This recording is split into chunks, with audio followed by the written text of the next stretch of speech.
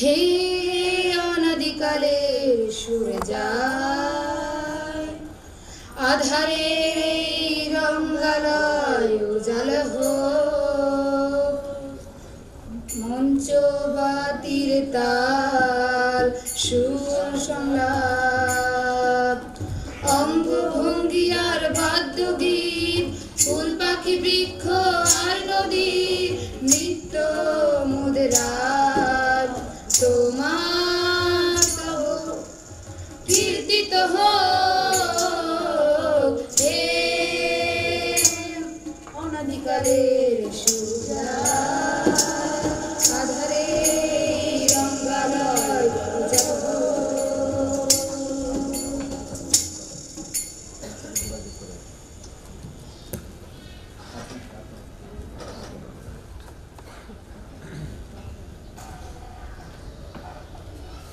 হে সমাগত জন, অজস্র কালো সুতোর আধার বুনে বুনে রাত্রি হয়, আর শুভ্র কার্পাস সুতোর আলোক বুনে বুনে দিন। দিবস অথবা রাত্রির সব রহস্য চিত্রই তোলা থাক আমার আয়না পাতা। আমি রমনার বটগাছ, ছোপানো ডালপালা আর দীঘল চুলের ঝুড়ি নিয়ে সময়ের পিঠে দাঁড়িয়ে আছি দীর্ঘকাল। উকি দিয়ে দেখো পাতার ডালে রক্তাভ বট, যা আমার ফুল তাই আমার ফল। জানো না কি এ কথা? তবে আরো রহস্য বলি। সময়গাঙ্গের বাঁকে বাঁকে ঘটে যাওয়া অজস্র ঘটনার এক নীরব সাক্ষী আমি, আর সাক্ষী মানে সাক্ষ্য দেওয়ার দায় থাকে। অজস্র ঘটনার একটি বিবরণ বলি। সূর্য শীতানকালের গ্রীষ্ম বিকাল, সীসাবরণ আকাশে সিঁদুর আর কাজলের ছিটে ফোটা। পার্কের পথে পথে নাগরিক ভিড় নাই, শুধু একদল কিশোরের ক্রিকেট নিয়ে হই হুল্লোড়।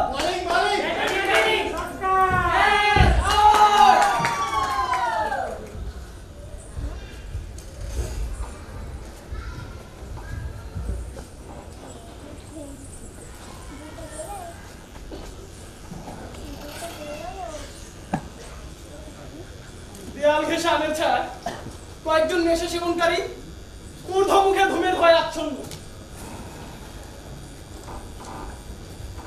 কোথাও কোথাও আবার উঠতি বয়সের তরুণ তরুণী, যারা সকাল থেকে কিনা কথার কৌটো উপুর করে দিয়ে রেখেছিল, তারা কথার চাইতে উষ্ণতা বিনিময়ে বেশি আগ্রহী। ঠিক এমন সময় 10 কি 11 বছরের দুটি ছেলে এসে বসলো আমার নিচে।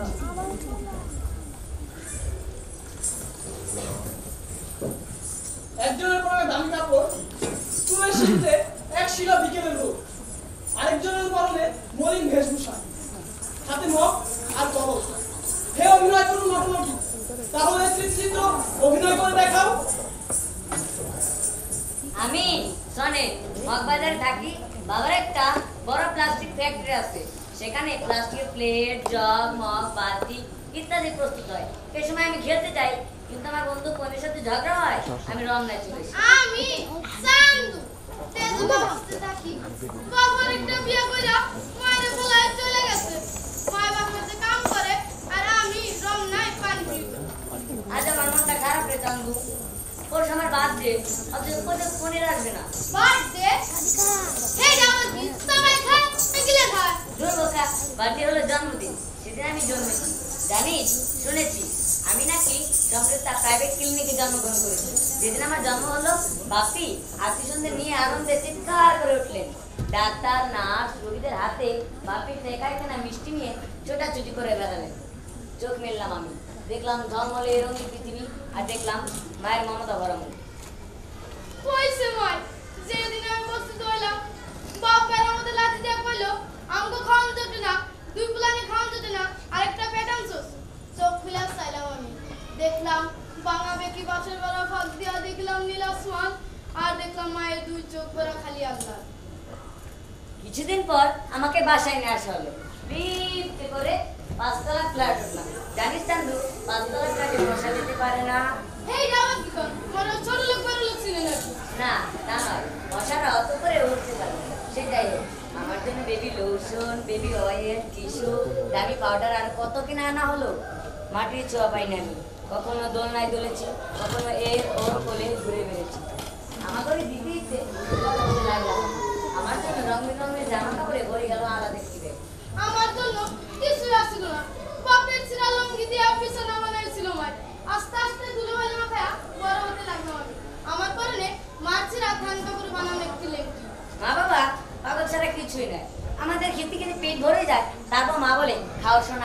যেন আমরা খাওয়ার জন্য জন্মেছি। হরেক রঙের কৌটা গোল, আপেল, ডিম, কলা আরো কত কি না আনা হলো। এত সব খাবার দেখে আমার ভালো লাগে না। তবু মার পেরায় দিতে কম খাই না। তবু আমার মা সন্ধ্যে কি বলে জানো, আমার খোকা কিছুই খেতে পারে না। দেখুন না কেমন লিকলিকে হয়ে যাচ্ছে। 6 বছরে পা দিলাম আমি। আমার মা আমাকে স্কুলে ভর্তি করে দিলেন। আচ্ছা চান্দু, তুই কখনো চকবার খেয়েছিস? চকবার খাই নাই, তোর মায়ের চোখে পানি মিশানো গেছে সবসময়। বাপের চোখে দেখেছি হতাশার রাত। এতগুলো মানুষের খাওয়ান জুটে না। বাবার একটা বিয়ে করে অঙ্গ ফেলায় চলে গেছে। বড় ভাইরা টোটো করে ঘুরে বেড়া, বোনটা কাগজ টুকা। 6 বছরে পাড়া দিলাম আমি। আমার হাতে মা একটা মগ আর টুকটা হাত পয়সা দিয়ে বললো, যা বাগান কামাই করতে শিখ। যাই চলেন ভাই, 2টা টাকা কামাই গা। যাই পানি, পানি চাই, যাই পানি, পানি চাই। যাই, সন্ধ্যায় আবার টিচার আসবে।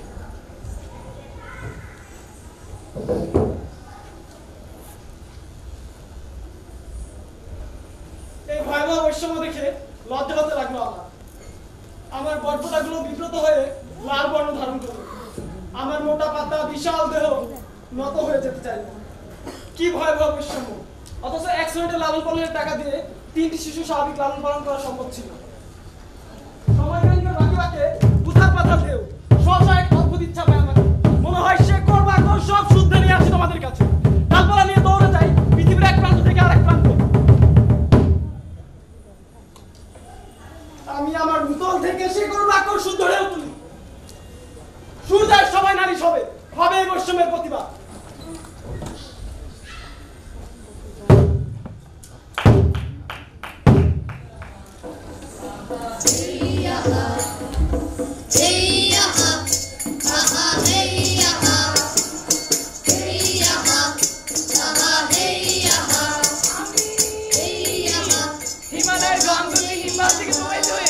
বাংলার মাটি ধরে বয়ে চলি। কখনো আমি আকাশের নীল রঙের মতো শান্ত, কখনো বা প্রলয় নৃত্যে মাতন করি।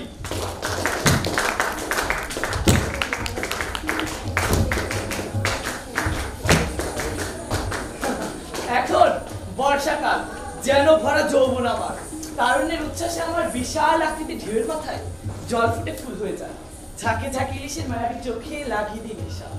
বৃষ্টির অদৃশ্য ফুটা যখন আমি চুম্বন করে আমার সাথে মিশে একাকার হয়ে যায়, তখন মনে হয় আমার উপর জলে ভেজা ফুটলা কাঁপিয়ে যায়। যখন বড় রংধনু উঠে আসে, রংধনুর 7 রং মেখে দেয় আমার গায়ে। এই সর্বনাশী সুখের জীবন আমার। এক পূর্ণিমার রাত, থই থই জ্যোৎস্না, সোনার উপর বলে বলে যেন জ্যোৎস্নার সাথে মিশে গেছে। ঠিক এই সময় গোয়ালন্দ এলাকার কাছে তীরে ঠেকলো একটি লাশ।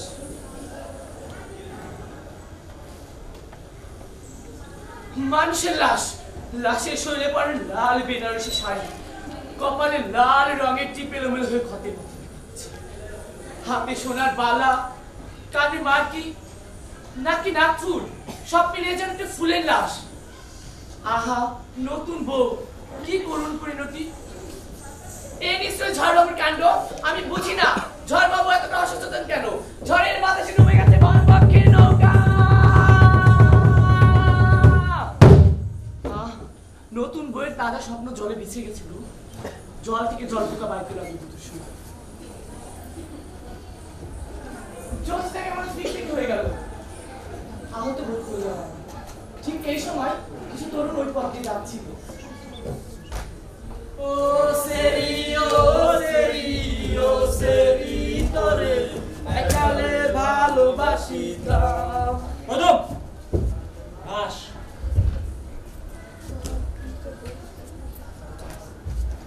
একই দেখছি আমি, নেশা কি আজ একটু বেশি করে ফেললাম নাকি? এ তো সত্যি লাশ, দেখে মনে হচ্ছে নতুন বউয়ের লাশ। এই আয় তো।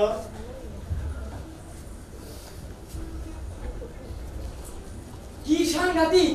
এই চল চল, গায়ে খবর দে। ধীরে বৎস ধীরে, নতুন বউ, গা ভর্তি সোনার গয়না, এসব না নিয়ে কিন্তু কাজটা ঠিক হবে না। এটা একটা লাশ। বেশি বুঝবি না, একদম ফেলে ফেলবো। বুঝতে চেষ্টা কর, গয়নাগুলো বিক্রি করলে প্রচুর টাকা পাওয়া যাবে। আমি রাজি। আমিও। কিশোর, তুই স্পষ্ট করে একটা জবাব দে।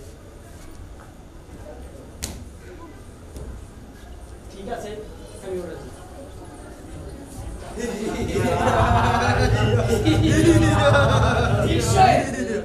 বোবা হয়ে গেলাম আমি।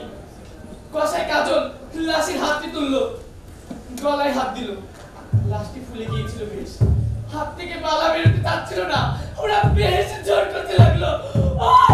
মাংস চিতরে গেল, মাংস খসে গেছে গেল,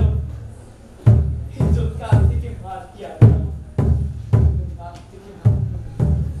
সব কিছু নিয়ে ওরা তাড়াতাড়ি কম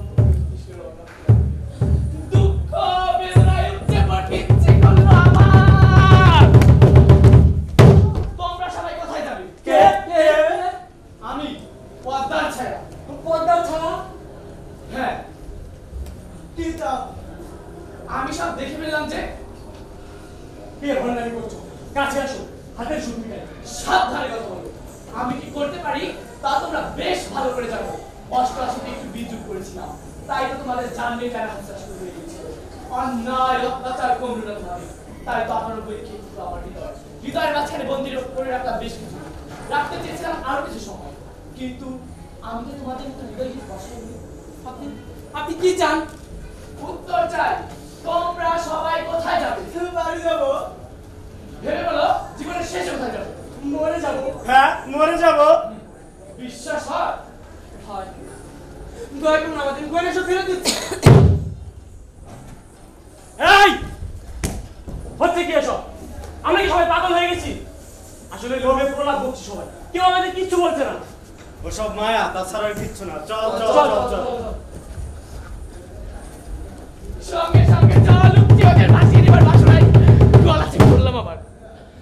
তবে এই ব্যাপার কতদিন? একটি লাশ দুনিয়ার সমস্ত অনুভূতির বাইরে, আর ওরা কি না না এর একটি ভিত করতেই হবে। আমি যাচ্ছি সূর্যের সভায়।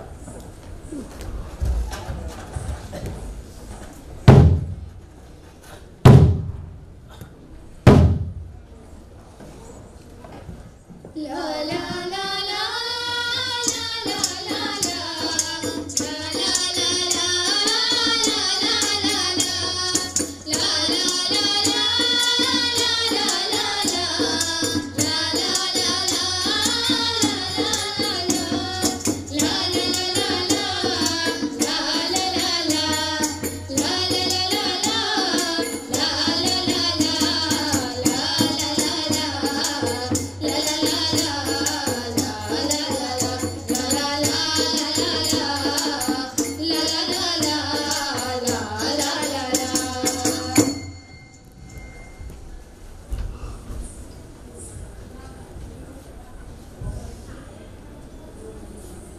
সুরভিত মিষ্টি একটা গন্ধ পাচ্ছেন?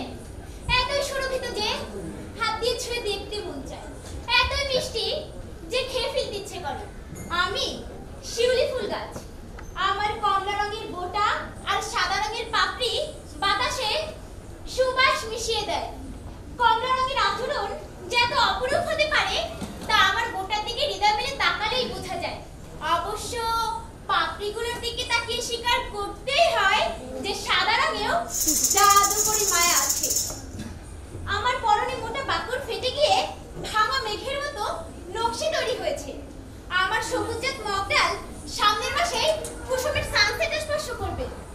ও হ্যাঁ, আমি কুসুমের জানালার পাশে থাকি। কুসুমের বাড়ির একমাত্র মেয়ে, দেখতে অনেকটা উপন্যাসের নায়িকাদের মধ্যে সুন্দরী। লা লা লা লা লা লা।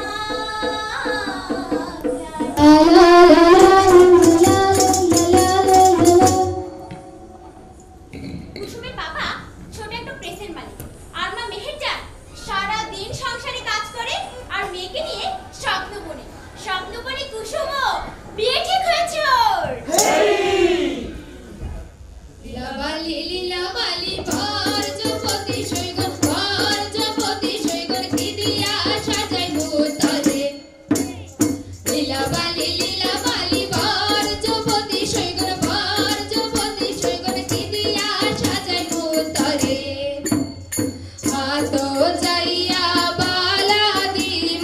মতিয়া লাগাইয়া সই গো মতিয়া লাগাইয়া সই গো কানো যাইয়া ফুল দিমু পান্না লাগাইয়া সই গো পান্না লাগাইয়া সই গো লীলাবালি ভর যুবতী সৈগর ভর যুবতী সৈগর কিরিয়া সাজাই মুতারে লীলাবালি ভর যুবতী সৈগর ভর যুবতী সৈগর কিরিয়া সাজাই মুতারে।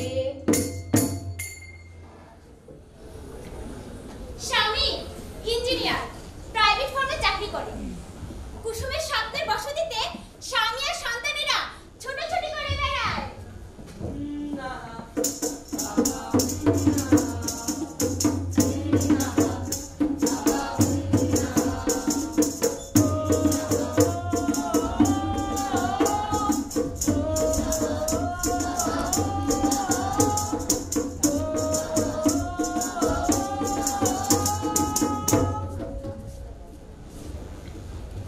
কিন্তু এই স্বপ্নের বসতি ভেঙে দিতে চায় পাড়ার মন্দ ছেলে মানে। সূর্যি মামা যাই করছে আমার পাতার ফাঁক পুকুর দিয়ে সূর্যের আলোক রশ্মি লুকোচুরি খেলতে খেলতে কুসুমের জানালা দিয়ে প্রবেশ করছে। এতে করে এক অদ্ভুত ছেঁড়া ফাড়া কারুকাজ তৈরি হয়েছে কুসুমের দেয়ালে। তাদের জন্য কথা বলার শব্দ শুনতে পাচ্ছি। দেয়ালের ওপাশে কথা বলছে কারা?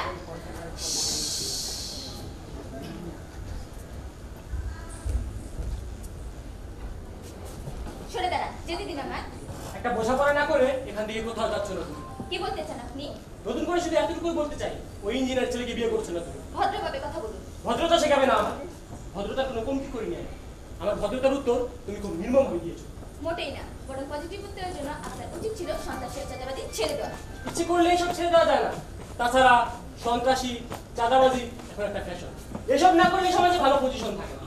ভালোই বলেছেন, এবার দয়া করে আমার যেতে দিন। এখনো সময় আছে, বিয়ে ভেঙে দাও, নইলে বেরিয়ে আসো আমার সাথে। আমায় ক্ষমা করুন। কে কাকে ক্ষমা করে? শোনো কুসুম, আমার ভয়াবহতা সম্পর্কে তোমার বিন্দু মাত্র ধারণা নেই। এই এলাকায় আমি যা বলি তাই হয়। আমি যদি তোমাকে না পাই কেউ পাবে না। আর একটা কথা, বলুন। তোমাদের প্রিন্টিং প্রেসটা তো খুব চমৎকার, বেশ তো নাম করেছে ওটা, কুসুম প্রিন্টিং প্রেস। তা ওটা কি বোম্বে রেখে দেবো নাকি পেট্রোল ঢেলে? আমি যাচ্ছি। যাচ্ছ না তুমি? সময় থাকতে বুঝবে না তুমি কি যে ভালোবাসি তোমায় আমি।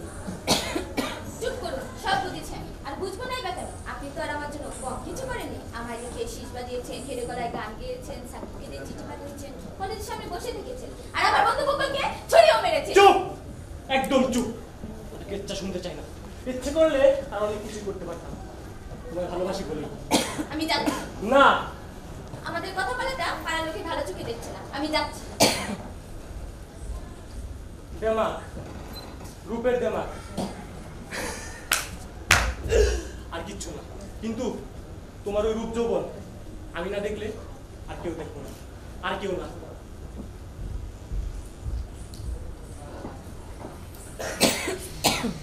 কুসুমের শরীরের প্রেমে পড়েছে মানে সহজে ছাড়বে না।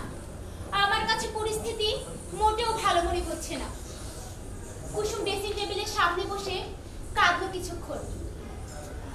আরেকদিন ভোরবেলা সাদা রঙের ফিনফিনে কুয়াশা পড়ছে আমার শরীরে। ছোট ছোট বাচ্চা ছেলেমেয়েরা আগে ফুল কুড়াতে, আমি টুকটাক করে ফুল ফেলবো আমার পায়ের কাছে আর তাকিয়ে থাকবো মুগ্ধ দৃষ্টিতে।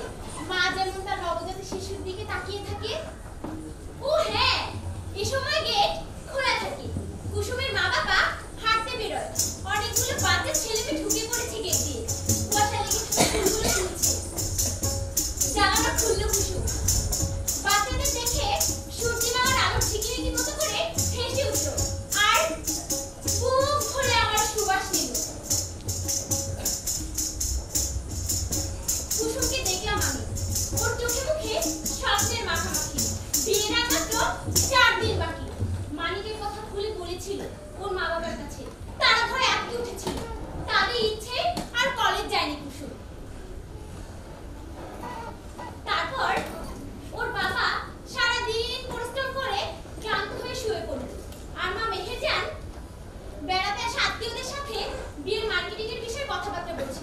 কুসুম ড্রেসিং টেবিলের সামনে গুনগুন করে গান গাইছিল আর চুল ঠিক করছিল। আজকের আধারটা কেন যেন বেশি কালো মনে হচ্ছে। মনে হচ্ছে হাজার বছরের জমে থাকা কালো রং ছেয়ে গেছে আধারে। হঠাৎ দেখলাম ওয়াল টপকে আসলো মানিক, হাতে সিরিজ পাওয়া জাতীয় কিছু। আমি আজকে উঠলাম, সাবধান করতে চাইলাম কুসুমকে, কিন্তু অত অধিকার যে দেয়ালের সৃষ্টিকর্তা আমাকে ড্রেসিং করতে সিরিজ শুরু করে দিল কুসুমের জানালার দিকে। আমার আলো ছায়া এসে দাঁড়ালো পিচাসটা। আমি চিৎকার করে বললাম, হে আমার স্রষ্টা, আমাকে পা দাও, আমি জ্বলবো, আমাকে হাত দাও, আমি গলা চেপে ধরবো জানোয়ারটার। বিধা আসলো না আমার। কুসুম বলে ডাকলো হায়নাটা। কুসুম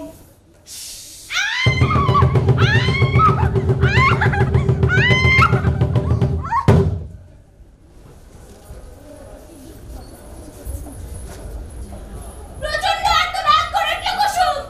সঙ্গে সঙ্গে ওর মুখের মাংস গলে গলে পড়তে লাগলো মাটিতে। বেরিয়ে এলো রক্তাক্ত মাংস। উহ, কি বীভৎস! একটা চোখের মনি বৃষ্টিভাবে গলে গেছে। গলে গেল নাকের বাঁ পাশটা। ঝলসে গেল থুতনি। ওর আর্তনাদে আকাশ বাতাস থারথার করে কাঁপছিল। ছুটে এলো বাড়ির সবাই। কতক্ষণে পালিয়েছে পিশাচটা। সবার স্বপ্ন, কান্না, যন্ত্রণা, কষ্ট হয়ে ছোটাছুটি করতে লাগলো বাড়ির সর্বত্র। অ্যাম্বুলেন্স এলো। কুসুম হাসপাতালে ভর্তি। তারপর একদিন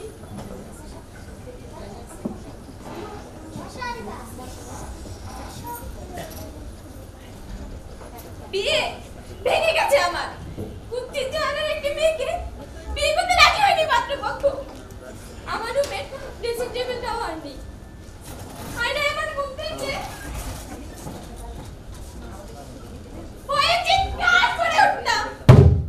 ওটা সরিয়ে ফেলা হয়েছে। আমার সেদিন থেকে আমার বাড়ির সবাই হাসতে ভুলে গেছে। আমিও আর স্বপ্ন দেখি না। কিছুকাল চলেছিল না, তারপর ছাড়া পেয়ে গেছে। বেচারা নাকি মানসিক রোগী ছিল। কি কিছু বুঝলেন? খবরদার বুঝবেন না, বোঝার চেষ্টাও করবেন না। সারা জীবন এই কথাটা যারা ভয়ে ভয়টা বয়ে বেড়াবো আমি। কিন্তু এর জন্য কে দায়ী? কে কে দায়ী? কে কে দায়ী? কে কে দায়ী? কে কে দায়ী? কে দায়ী?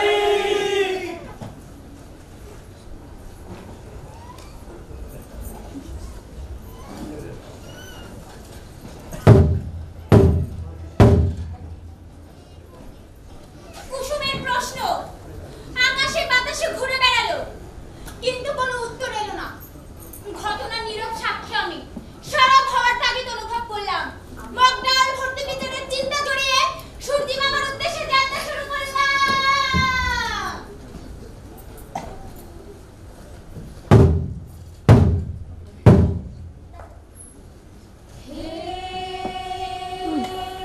অনাদিকালে সুর যায় আধারে রঙ্গাবল জ্বালাবো। এই মঞ্চ বাতির তার সুর সংলাপ অঙ্গভঙ্গি আর বাদ্যগীত ফুল পাখি বৃক্ষ আর নদী নিত্য মুদ্রা তোমার স্তব কীর্তিত হোক হে অনাদিকালে সুর যায় আধারে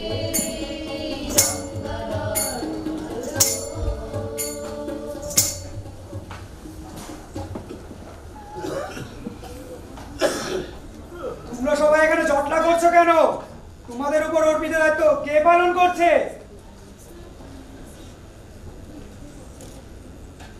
বড় বিপদে পড়ে এসেছি মামা। যেমন পৃথিবীতে ভয়াবহ বৈষম্য বিরাজ করছে।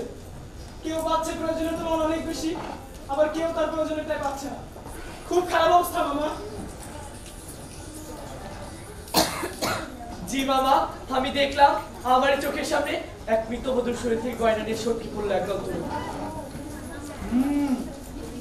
ভূত ও শুক্রের মানামানি তাহলে সত্যি? ভারী মিষ্টি গন্ধ পাচ্ছি না। তুমি শিরবে না?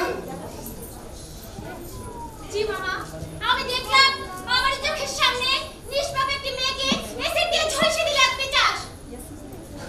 এত ভয়াবহ অবস্থা পৃথিবীতে আমি বিশ্বাস করতে পারিনি। সৃষ্টিকর্তা যাদের এত তীক্ষ্ণ মগজ দিল তারা নাকি এমন। আচ্ছা, ওরা এমন কেন?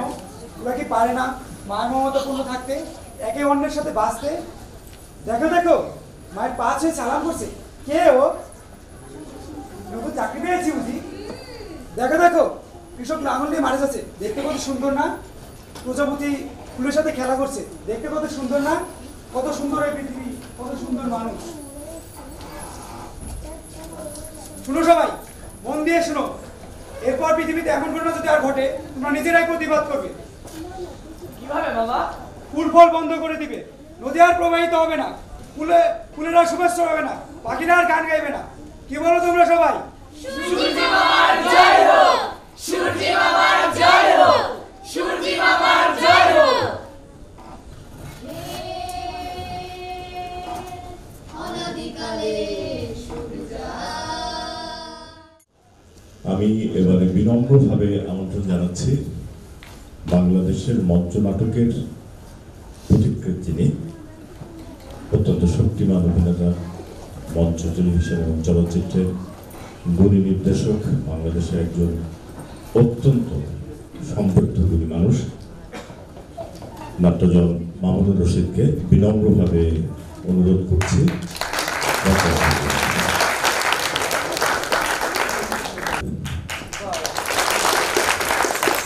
আমাদের সঙ্গে রয়েছে কিন্তু ইয়াসফা লালপুরির মতো দেখাচ্ছে তাকে, ও আছে সঙ্গে।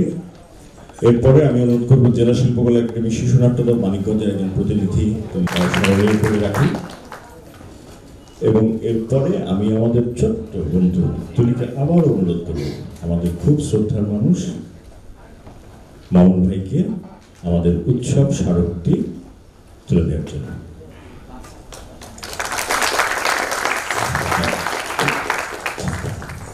এবং সারা দেশের শিশুরা এখানে আসে, এটা একটা বিরাট ব্যাপার। সারা দেশের শিশুদের নাট্য চর্চা কি হয় সেটা দেখবার একটা অপূর্ব সুযোগ। একই সাথে বেশ কয়েকটি হলে নাটক অভিনীত হচ্ছে, শিশু কিশোররা সেখানে অভিনয় করছে, কি আনন্দ।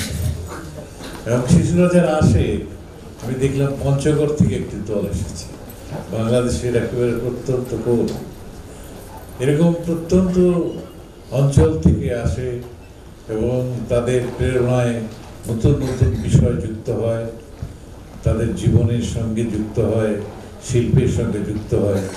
এটি একটি অত্যন্ত চমৎকার উদ্যোগ।